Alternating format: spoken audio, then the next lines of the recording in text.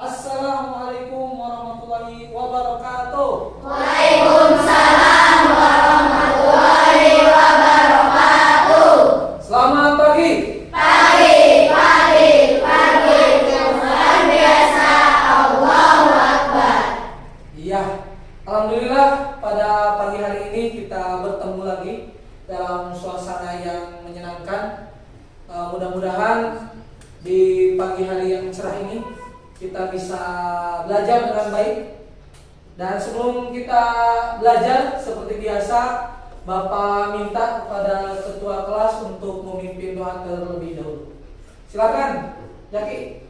Sebelum belajar mari kita berdoa.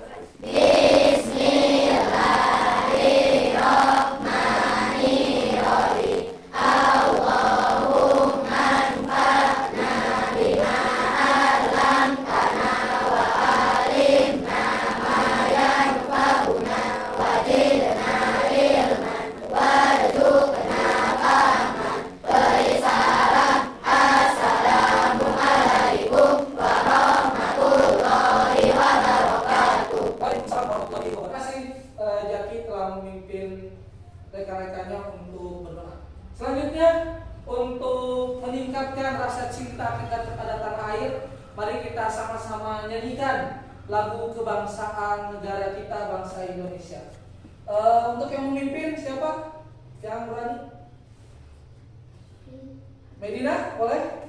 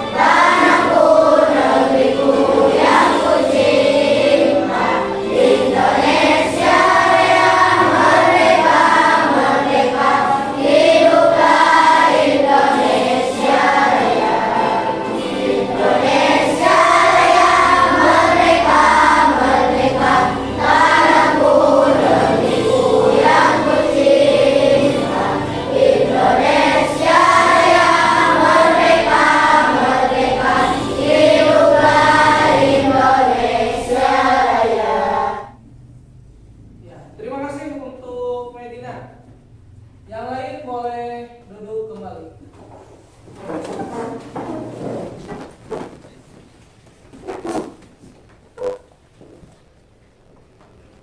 Nah, anak-anak sekalian, sebelum lebih jauh kita belajar pada hari ini, silakan tengok kanan kiri, barangkali ada yang tidak hadir. Ada yang tidak hadir? Ada ya? Raihan, kenapa katanya Raisa? Oh, sakit. Kita sama-sama doakan mudah-mudahan Raihan cepat diangkat penyakitnya dan diganti dengan kesehatan. Amin. Nah, anak-anak sekalian, pada hari ini kita akan belajar tentang berpikir komputasional. Tujuan pembelajaran pada hari ini, yang pertama nanti kita sama-sama memahami prinsip berpikir komputasional, baik itu dekomposisi, pengenalan pola, abstraksi, dan algoritma. Yang kedua, setelah kita belajar pada hari ini, diharapkan kita semua atau anak-anak sekalian mampu menyelesaikan masalah keseharian secara sistematis. Lalu tujuan pembelajaran kita yang ketiga yaitu mampu bekerja sama dalam mempresentasikan hasil diskusi kelompok. Baik, sebelumnya kita atau Bapak akan memperlihatkan sebuah video terlebih dahulu kepada kalian.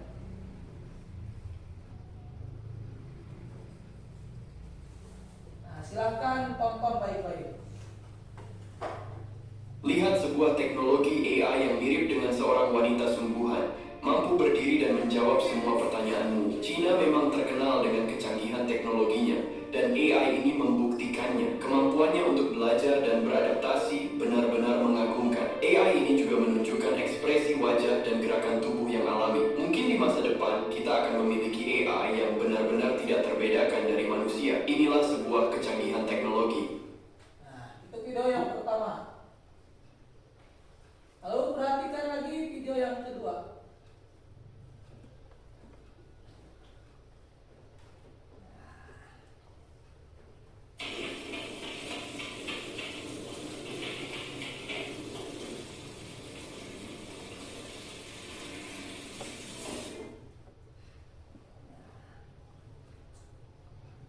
Apa yang kalian lihat dari video tersebut? Apa maksudnya?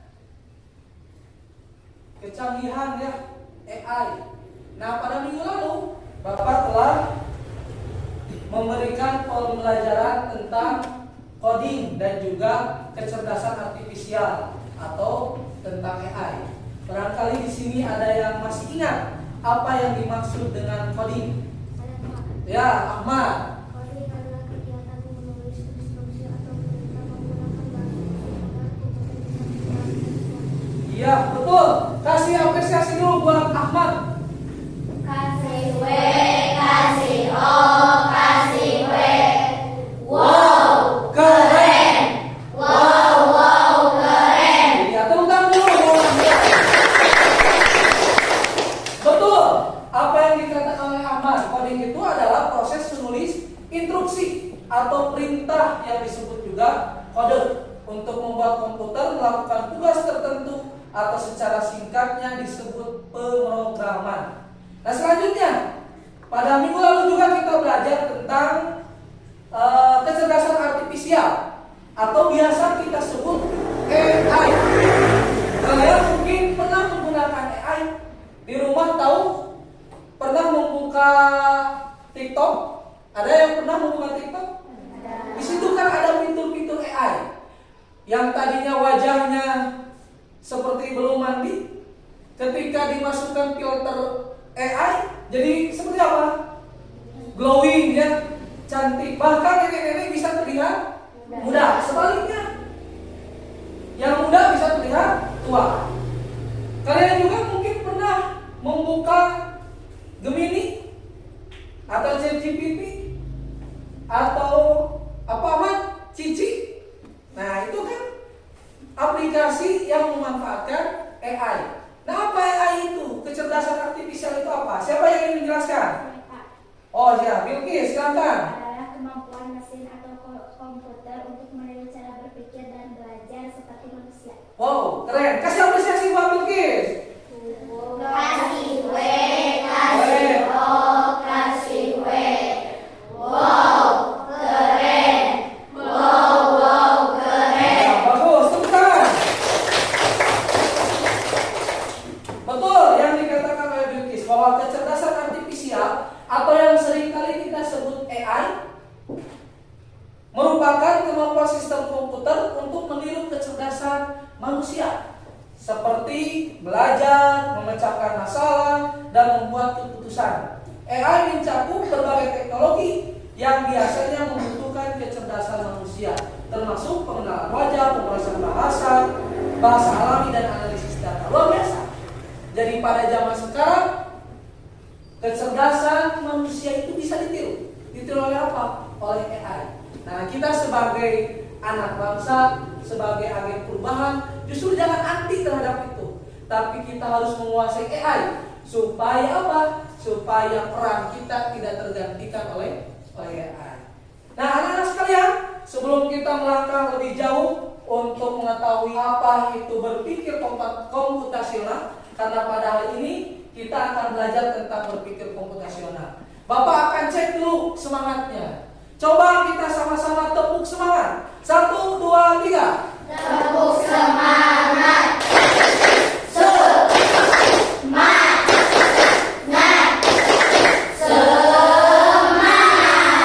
Mantap untuk semuanya. Sebelum Bapak lebih jauh menerangkan tentang berpikir komputasional, maka Bapak akan cek dulu kesiapan kalian dalam belajar. Kita akan bermain games. Gamesnya adalah saya berkata atau Bapak berkata. Jika Bapak katakan saya berkata, maka kalian wajib melakukan apa yang Bapak perintahkan. Tapi jika tidak ada saya berkata, maka kalian tidak usah melakukan apa yang Bapak katakan. Siap? Siap. Oke. Saya berkata, pegang hidung. Saya berkata, pegang mulut. Pegang dagu. Jadi kan belum saya berkata. Sekali lagi, kalau semuanya sudah kompak, berarti kalian sudah siap, sudah konsentrasi. Ingat, konsentrasi. Konsentrasi mulai. Nah, barang siapa yang tidak konsentrasi, maka dia bau Terasi. berarti dari bau terasi. Kita mulai lagi. Saya berkata, pegang rambut. Saya berkata, pegang mulut. Pegang telinga. Pegang pundak. Begis. Kan belum ada saya berkata. Satu kali lagi. Kalau sudah kompak semuanya, kita akan mulai.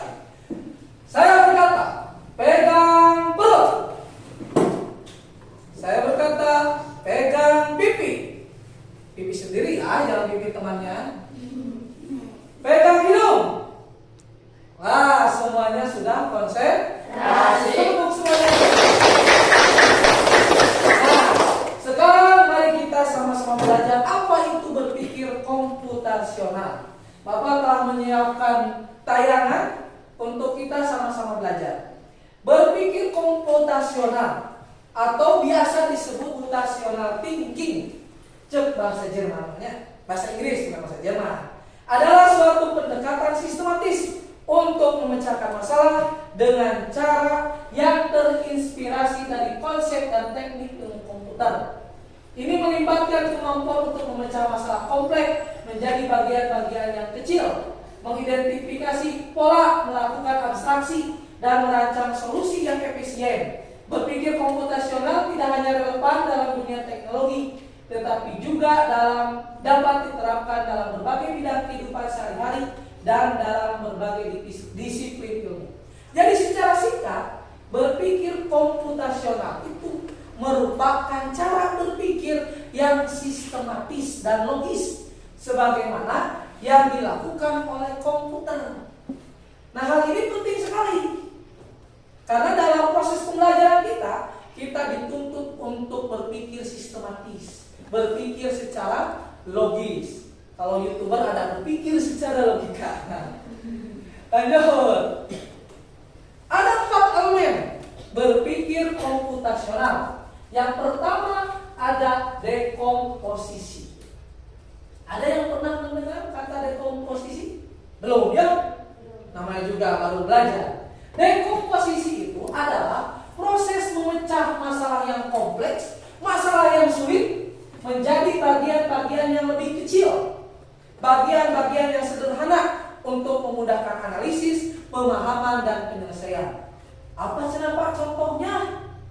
Contohnya kita lihat dalam kehidupan sehari-hari, memasak nasi goreng dapat didekomposisi menjadi langkah-langkah.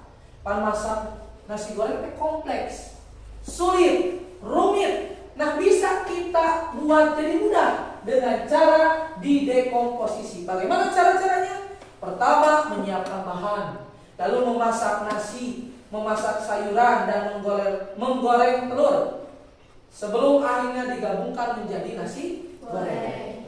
Yang kedua, ada apa?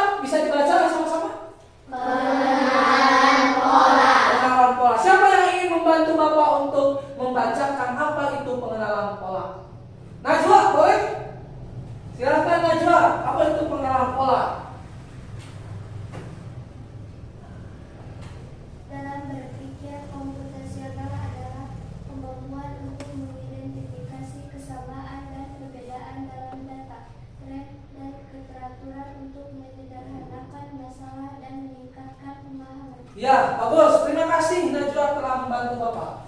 Jadi pengenalan pola atau pattern recognition dalam berpikir komputasional adalah kemampuan untuk mengidentifikasi kesamaan dan perbedaan dalam data. Jadi pola itu terus berulang. Maka dalam berpikir komputasional kita harus memahami pola itu. Pola yang berulang itu fungsinya untuk apa? Untuk menyederhanakan masalah dan meningkatkan pemahaman. Contohnya seperti apa?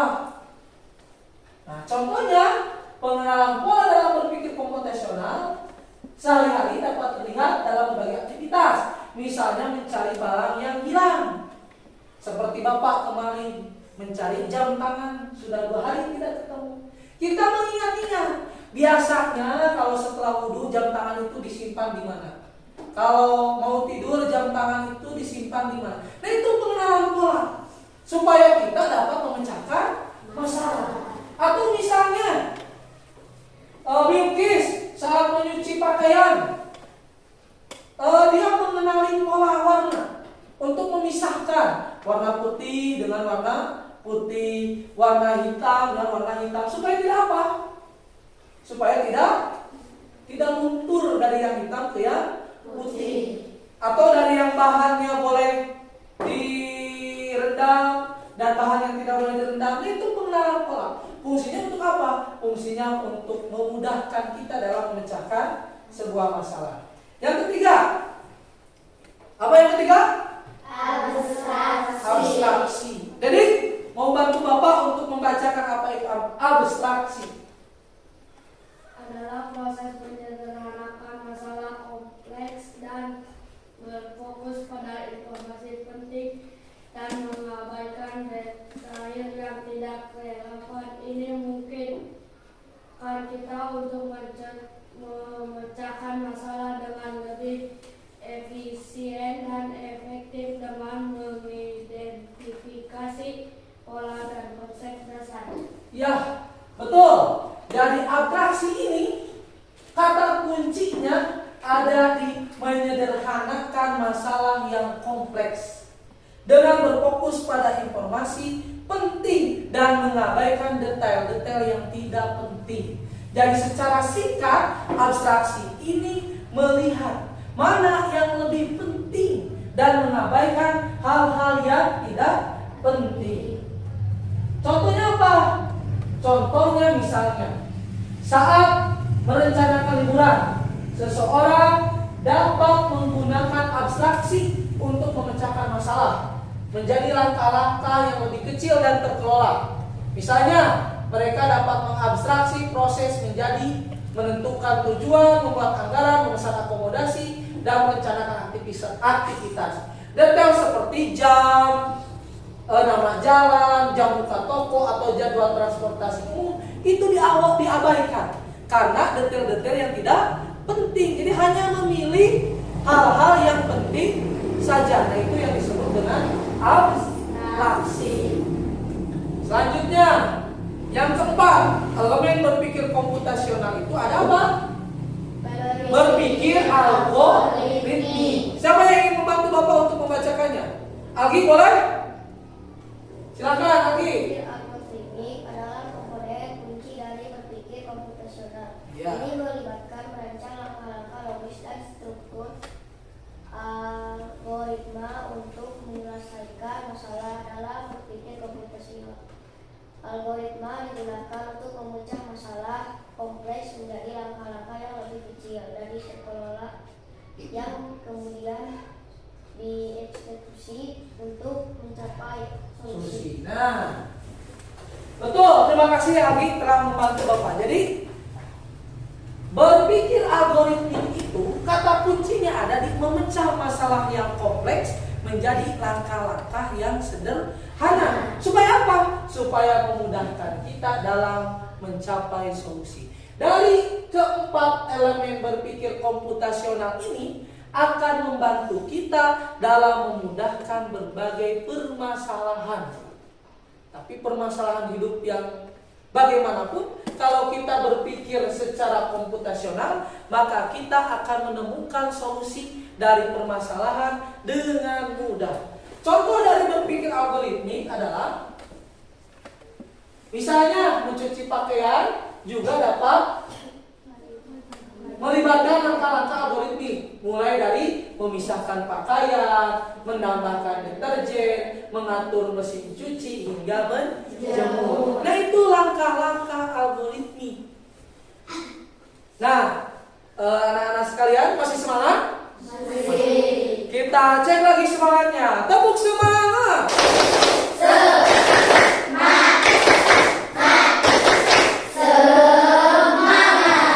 Kegiatan kita selanjutnya, kalian akan diminta oleh Bapak untuk berdiskusi. Tapi sebelum berdiskusi, tadi kita sama-sama mengetahui bahwa ada 4 elemen dari berpikir komputasional. Yang pertama tadi ada apa? Dekomposisi. Ada yang masih ingat apa itu dekomposisi? Dekomposisi itu memecah masalah. Jadi yang tadinya kompleks menjadi sederhana. Lalu yang kedua ada pengenalan pola. Apa? Mencari kesamaan. Pengenalan pola itu ya, mencari kesamaan, mencari perbedaan, itu pengenalan pola. Yang ketiga ada apa? Abstraksi. Apa abstraksi itu? Memilih hal-hal yang penting dan mengabaikan hal-hal yang kurang penting. Terakhir ada berpikir algoritmik. Berpikir algoritmik itu menyusun langkah-langkah sistematis. Sistematis itu berurutan. Seperti misalnya ini, mau mencuci pakaian, apakah bisa langsung menjemur? Tidak, berarti itu tidak sistematis. Begitu, paham ya? Nah, sekarang Bapak akan membagikan LKPD. Silakan kalian berdiskusi. Masing-masing kelompok nanti berdiskusi untuk mengisi LKPD tentang dekomposisi, pengenalan pola, abstraksi, dan juga berpikir algoritmik. Bapak kasih waktu sekitar 5-10 menit. Setelah kalian beres melaksanakan atau mengisi LKPD, maka nanti ada perwakilan ke depan untuk membacakan hasil dari diskusinya. Siap? Siap. Ya. Untuk kelompok 1,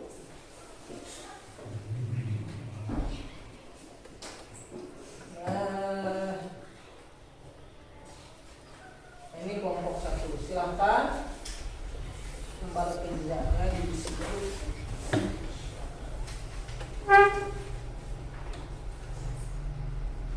Ini untuk kelompok 2.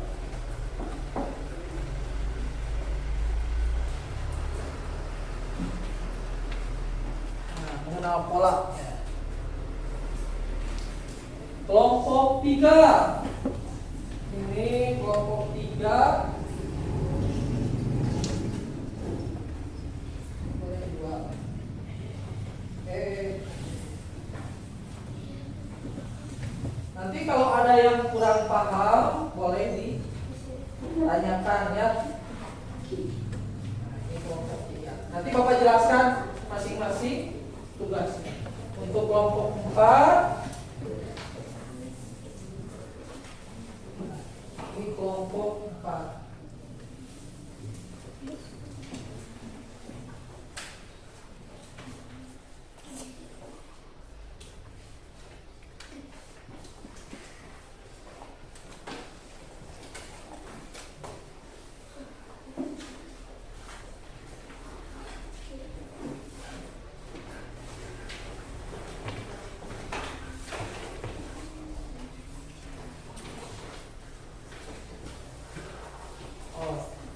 Kelompok 4 ya. Ya. Untuk kelompok 1, kalian dituntut atau diminta untuk menuliskan kegiatan selama 1 hari. 1 hari itu berapa jam? 24 jam. Nah, kalian tuliskan kegiatan kalian dalam sehari-hari, dari mulai bangun tidur sampai tidur lagi. Nah, untuk kelompok 2 di situ ada pengenalan pola, nyambung dengan kelompok 1. Jadi pengenalan polanya, tandai kegiatan yang selalu sama setiap harinya.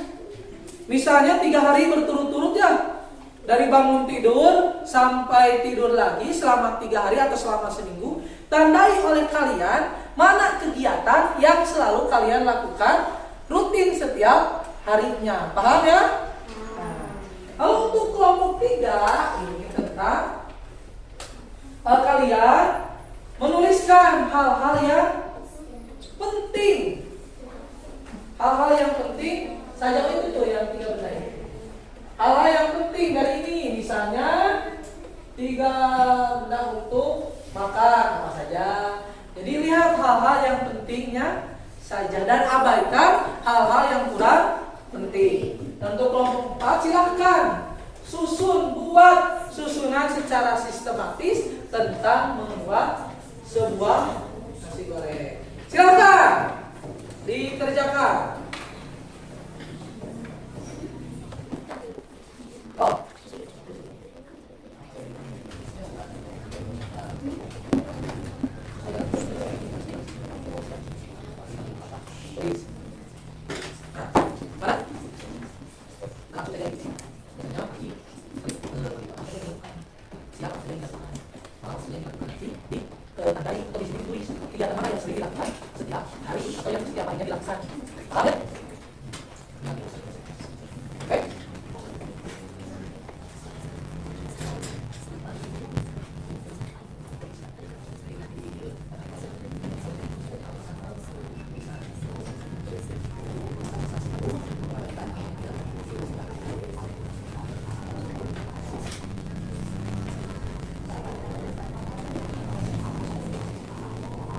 Silakan berdiskusi. Ayo bekerja sama.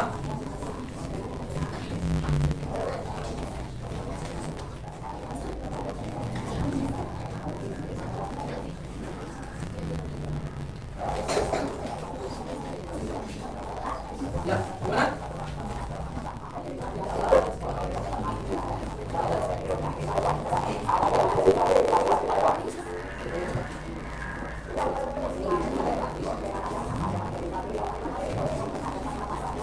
Silakan aku berdiskusi semuanya.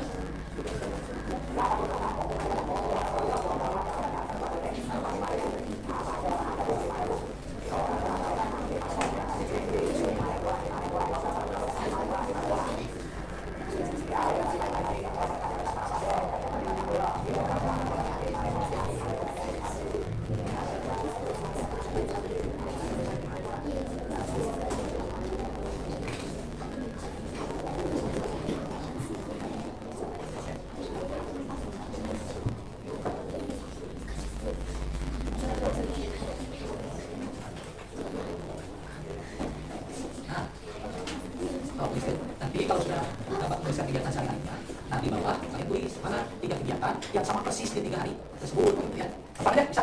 Oke, siap. Nomor 1 sekitar. Ya, yang kegiatan. Kalian ada. Bisa ada. Satu.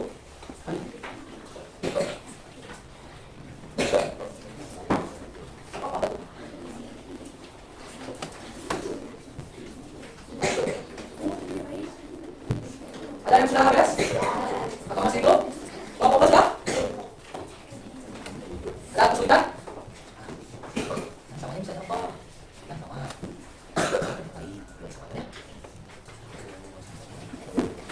Tidak yang sama. Oke.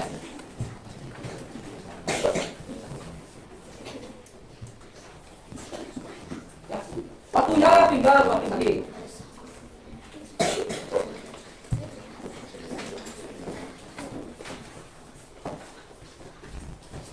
Sudah semuanya? Nah, baik, karena sudah kita akan menggunakan presentasi atau penyampaian dari hasil diskusi. Nah, untuk kelompok mana? Kelompok 1 siap? Siap, boleh kelompok 1 maju ke depan. Perwakilannya saja. Mau berapa orang? Dua orang. Boleh dua orang. Di sebelah sini saja ya. Atau mau di depan sana boleh.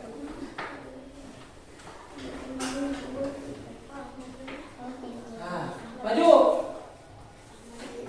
Ingat teman-teman, kita kalau ada yang di depan sedang menyampaikan sesuatu, maka tugas kita apa? Mendengarkan. Siapapun orang yang di depan, siapapun orang yang berbicara, maka kita wajib mendengarkan, menghormati dengan mendengarkannya. Kalau kata Rasul, apa yang dikatakan? Undur makola wala tandur makola. Apa artinya? Lihat apa yang diucapkan, jangan lihat siapa yang mengucapkan. Maka kata pepatah Sunda, sok sanajan datang natina, maaf ya, bohol hayam. Tahu bohol hayam? Tapi kalau baik maka ambil. Apa itu? Telur ya. Jadi kita sama-sama dengarkan. Silakan kelompok 1.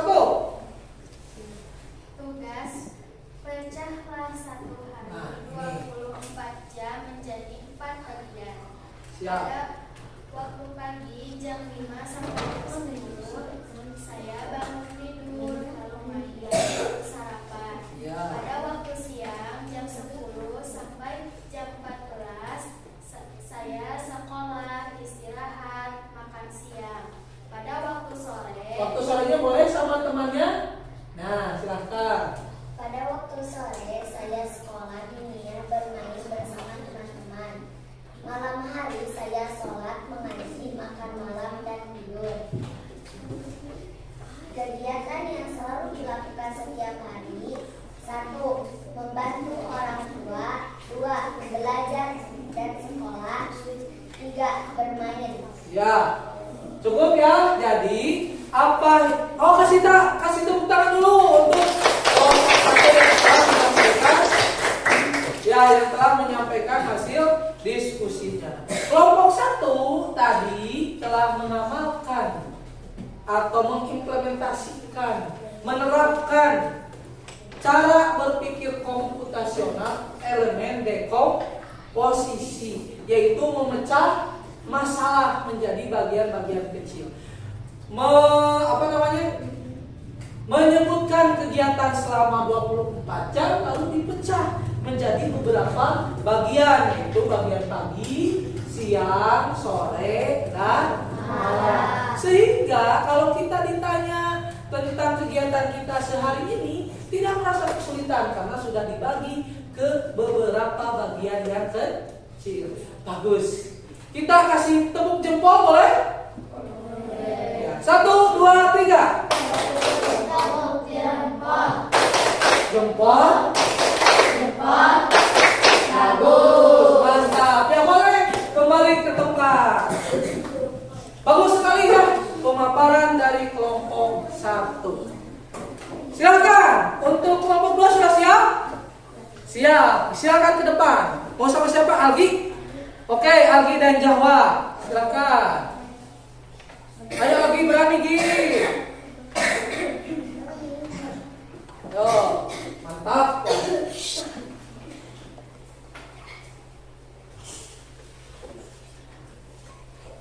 Nanti dibagi dua ya menyampaikannya, misalnya Jawa menyampaikan yang ini, lalu Algi yang ini ya. Siap. Ya.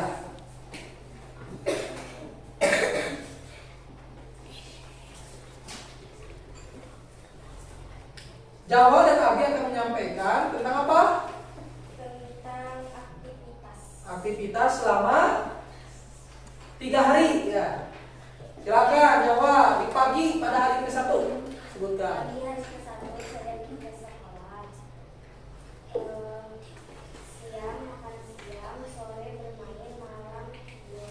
Ya, lalu Hari kedua pergi sekolah, siang tidur siang, sore bermain, malam tidur. Hari Ya. ketiga pagi sekolah, siang beres-beres, sore bermain, malam iya. Silakan Algi sebutkan kegiatan yang samanya?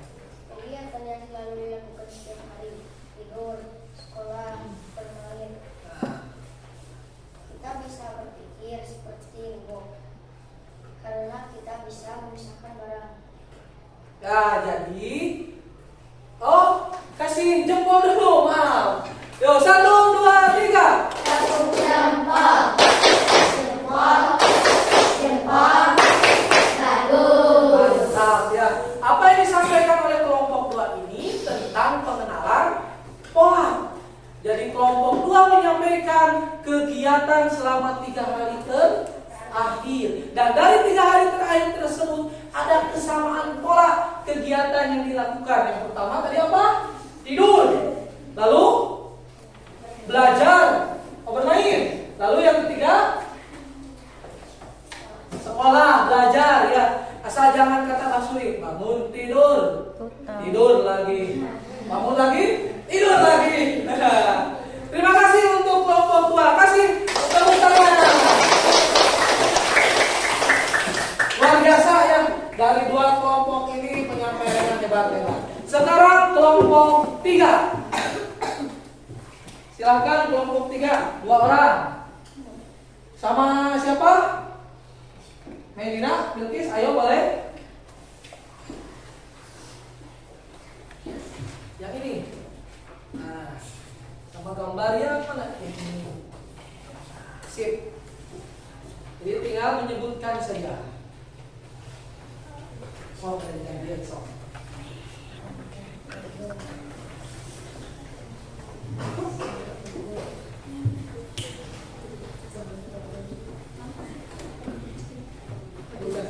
Tiga benda untuk makan. Tiga benda untuk makan. Yang penting adalah piring, gelas, sendok, dan garpu. Tiga benda untuk belajar. Yang penting adalah buku, pulpen, alat tulis. Tiga benda yang penting untuk mengaji yaitu Quran, pensil, baju pokok.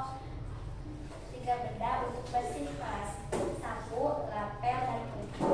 Tiga benda untuk yang penting untuk masak yaitu wajan, kompor, dan pisau. Iya. Kasih jempol dulu. 1, 2, 3. Tepuk jempol, jempol, jempol, bagus. Nah, apa yang disampaikan oleh kelompok 3? Ada yang mau bertanya? Tidak ada? Kalau tidak ada, Bapak yang bertanya. Dari kelompok 3 ini menyampaikan tentang apa? Abstraksi. Dan di sini dapat terlihat di gambar itu ada 4 alat makan. Di sini ada 4. Ada apa ini? Garpu, sendok garpu, piring dan gelas. Dan satu lagi ada apa ini? Pengki. Nah, kelompok 3 mengisi alat makan ini dengan menerapkan konsep abstraksi, memilih hal-hal yang penting, yaitu sendok garpu, piring, dan juga gelas, dan mengabaikan hal yang tidak penting, yaitu pengki. Begitu ya, luar biasa, mantap. Ya, tepuk tangan untuk kelompok 3. Boleh kembali ke tempat. Dari 3 kelompok ini hebat-hebat, luar biasa. Kelompok terakhir sekarang kelompok 4. Silakan ke depan kelompok 4. Wah.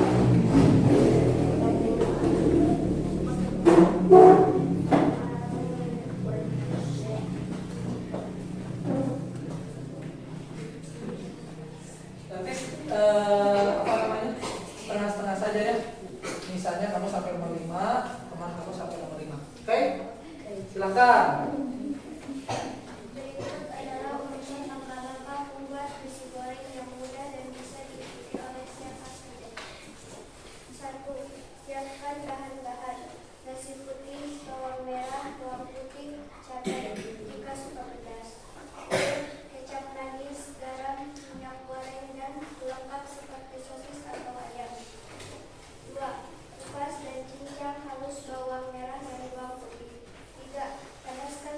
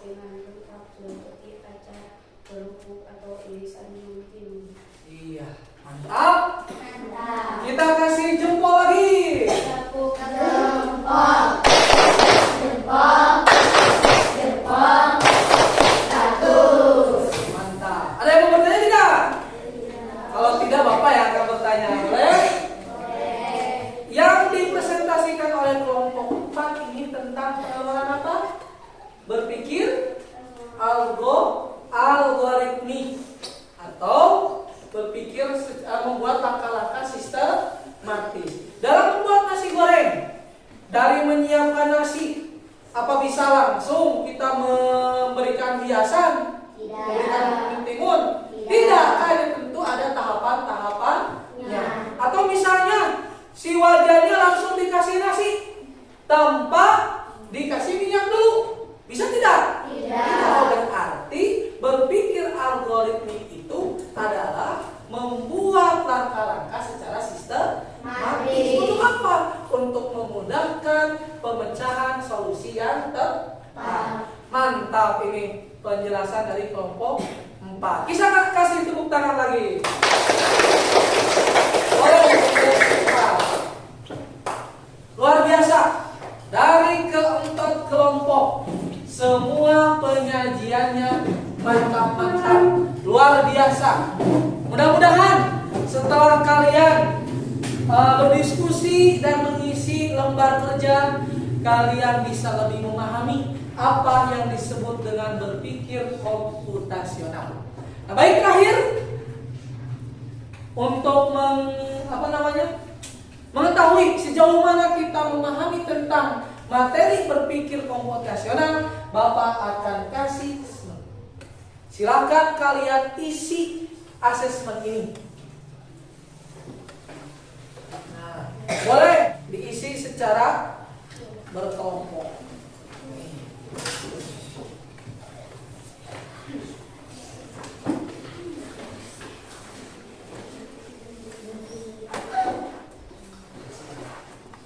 Silakan isi.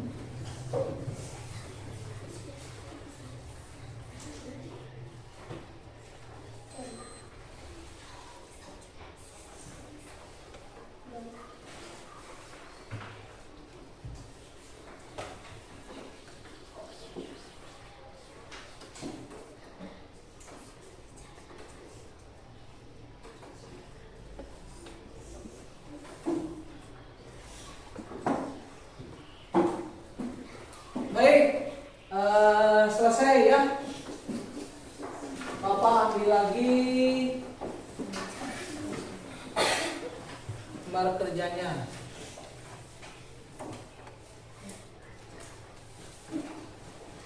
Sudah selesai ya.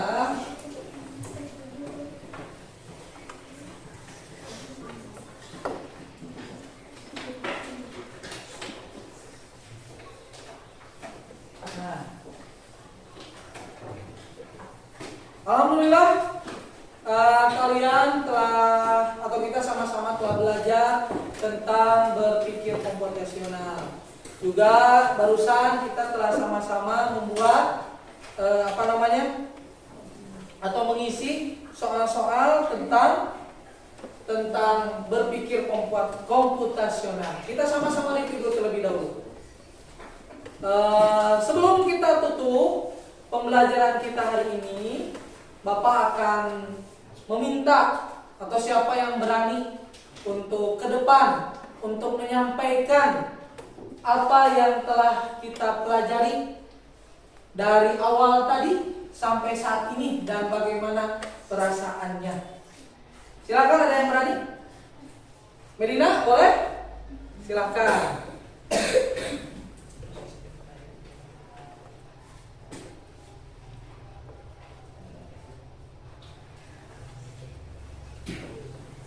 Silakan Medina.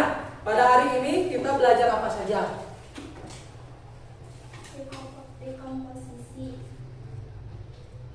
Dekomposisi yaitu memecah masalah, pengenalan pola yaitu mencari kesamaan, abstraksi yaitu mengambil hal penting, algoritmik menyusun langkah sistematik.